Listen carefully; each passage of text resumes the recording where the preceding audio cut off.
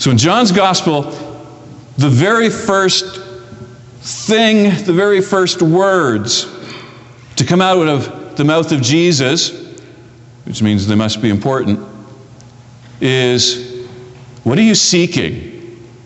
What are you looking for? And with that question, we figure out that this whole telling of the story of Jesus is going to be about our seeking. It's going to be about our looking for something and figuring out what it is that we're looking for. It's going to be about something that has a higher purpose, more than just the everyday mundane. What are you looking for? And when Jesus asks this question of those two followers who have decided to depart from John and instead follow Jesus, they come up with a mundane question. What are we seeking? What are we looking for? We want to know where you're staying. And then Jesus says, this is the second thing that Jesus says, so it must be important. Come and seek. So not only do we get to learn right from the start that this story about Jesus is going to be about us seeking something that's really important, it's going to have an invitation for us to move from where we are and come look for things. What Jesus doesn't say to those disciples is, well, here's the meaning of life, here's the answers to everything you need to figure out. Jesus says, if you're seeking something, come and see, and you'll figure out along the way what it is that you're seeking. This is a story that's about purpose, about the mission that Jesus has for the disciples, and it's a message to the disciples that, here's the first thing I need from you: to let go of the life that you have and just follow me. Try something different. And sure enough, that's what he says on the next day. The first thing out of his mouth, the very next day, is, follow me. What are you seeking? Come and see and follow me. And in the midst of all that, there's a life change that happens for the people who follow. People get renamed. Simon becomes Peter. Mission and purpose. Whatever our mission and purpose is, we talked about that last week. Whatever our mission and purpose is, at some point we've got to let go of where we are and start out on that new thing. We have to come and see. We have to reorient our lives from whatever's holding on to us, and we got to figure out how to be let go and to let go so we can follow Jesus. Follow me. I want to focus in today's sermon on that come and see, that letting go that's necessary, that moving from where we're comfortable and what we know about into something that's new. Something that in a movie that just watched is called No Man's Land. Went to the movies with my son Wesley to see 1917, and maybe you've been to the theaters and seen it, but if you haven't seen it yet, you probably know enough about the story. It's the Great War, World War I, and it's one mission undertaken by two British soldiers, Lance Corporal Blake and Lance Corporal Schofield. And I'm looking forward to this movie coming out so that I can go with my son. When he was a kid, he had this just great curiosity about World War I and World War II. Helped along, I know, from our next door neighbor in Sarnia, who was a retired high school history teacher, who also liked to play road hockey. And so combining those two things led to my son having this great curiosity to learn about World War I and World War II.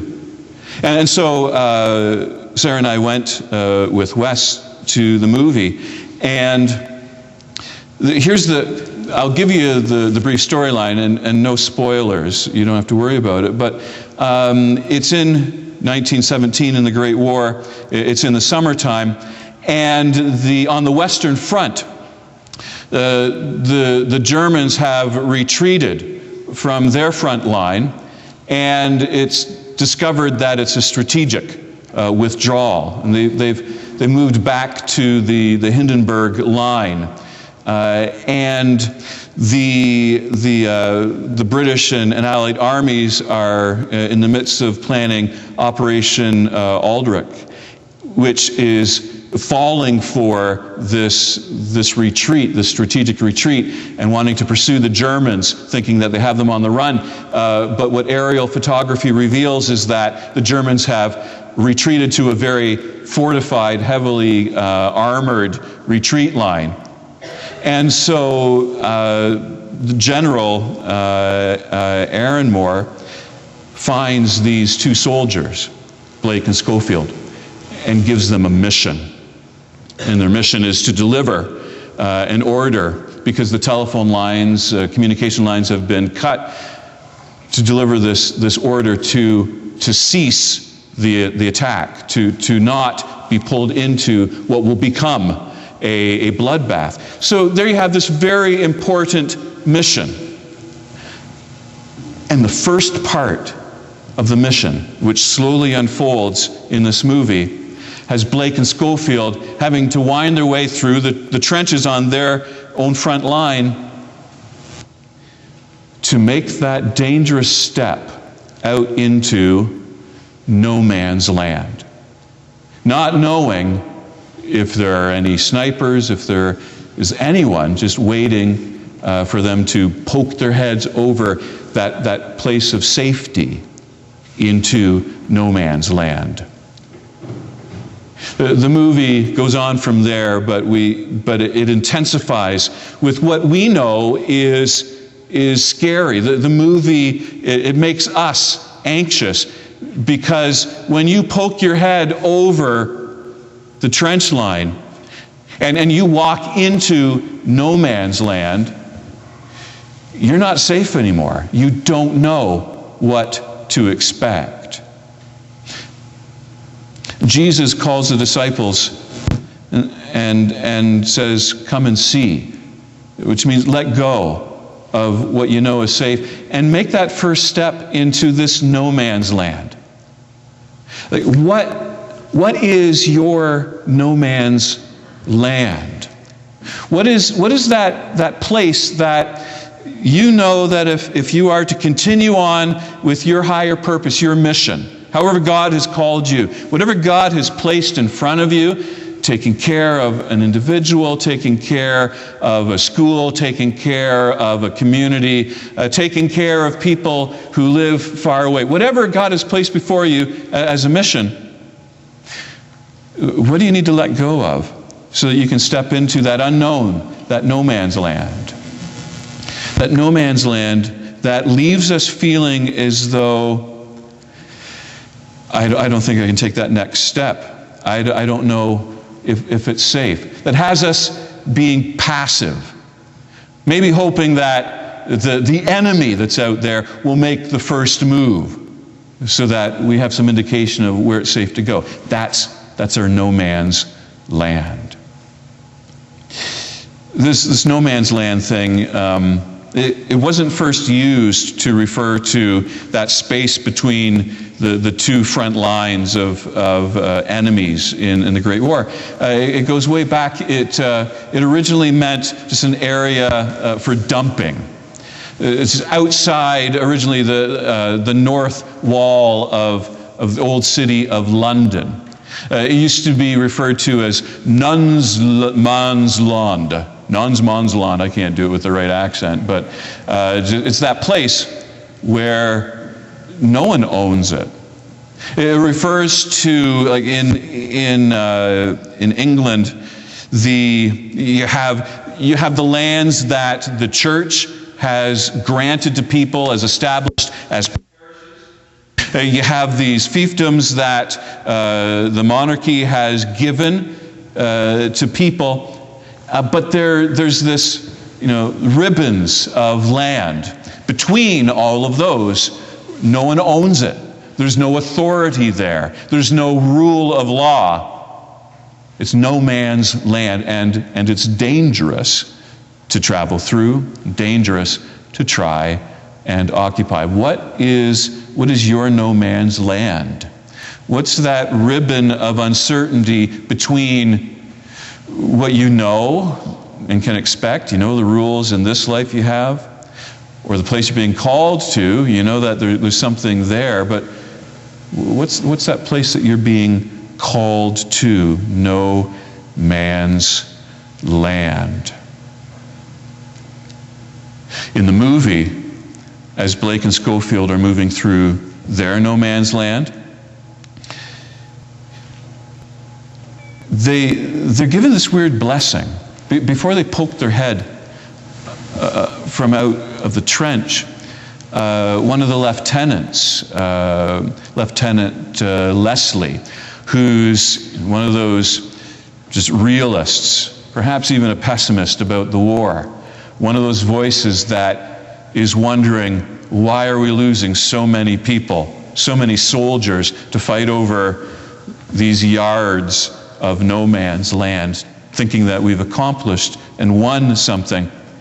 And after he finishes shaking his head at the idea of Schofield and Blake having to cross no man's land where he's lost so many of his comrades, he takes his hip flask, it's not full of water, and on Blake and Schofield, he flicks its contents on them and performs what you could call holy unction, but he's not a priest, and it's not holy water. But whatever those words are, may the Lord God forgive you of whatever sins you may have committed. This is a blessing before death. And as Blake and Schofield climb over into no man's land, we see the rotting corpses. We see the craters, and they're warned, they're deeper than you think. Once you fall in, you may not be able to get out. The lieutenant advises them, you'll know the way, just follow the stench to get to the other side. What's your no man's land? What's that place that you fear that without God's blessing, how am I going to get through the demands of this so I can fulfill this purpose that I have in life, this mission? So that I can do so, yes, afraid, but not being passive, not waiting for the enemy to make the first move. What's that no man's land that we have? Well, whatever it is, our gospel story teaches us that as followers of Jesus Christ, that we just need to follow. The disciples, of course, they had this person, this Jesus in front of them that they could physically follow. We don't have this physical person in front of us. We talk spiritually about God's Spirit leading us through these abstract challenges, these things that are random, that seem beyond our control, and yet we believe that we're guided by God through those and to follow. And so we do. We figure out how it is that we're going to take the next step. We listen, hoping to find out where it is that God's calling us, how it is that we can be faithful, trusting that that higher purpose will help us find our way. Without telling you the ending of the movie, at the end of the movie, one of the soldiers, Schofield, who all along, throughout the ups and downs of the drama, of the struggle, of the pain, has been now and again reaching, deep inside his inner jacket and pulling out like a small case and opening it up, and we don't get to see what's in it. But he looks at it briefly, and then he stuffs it back safely and deeply into his chest pocket. And after he's completed the mission, you see him walking away just to this tall tree, this towering tall tree, as high as the sanctuary ceiling, and where so much of its trunk just has been battered and bruised and bears the scars of war, where the moss on the side of it seems to struggle to live. And yet, at some higher point, higher than the reach of human misery and evil and suffering, the branches are still stretched out and are showing some lines, some evidence that they have life in them. And Schofield just walks to that tree, and he sits himself down at the base of that tree. And he pulls out that thing from his chest. And I'll let you watch the movie to see what it is. And you can imagine, what it is. And if you do watch the movie, pay attention to the message, the words that are pulling him through. And when you hear those words, be reminded of Jesus, who says, "Come and see," who says that despite your mission and its struggle, come sit beneath this tree that I've occupied, because I know you're suffering, and know that there is a purpose for you to follow. And like that soldier Schofield, just to know that on a regular basis, to get ourselves through whatever our struggle is, on a regular basis, we need to pull out that thing, whatever it is, and open it up. Be reminded that something's calling us and that we have a purpose. On a regular basis, we need to come here and gather in this sanctuary under its high stretched ceiling. And whatever our no man's land is, to be reminded that we can have a vision of what's beyond and what we're called to, and God's salvation therein. Amen.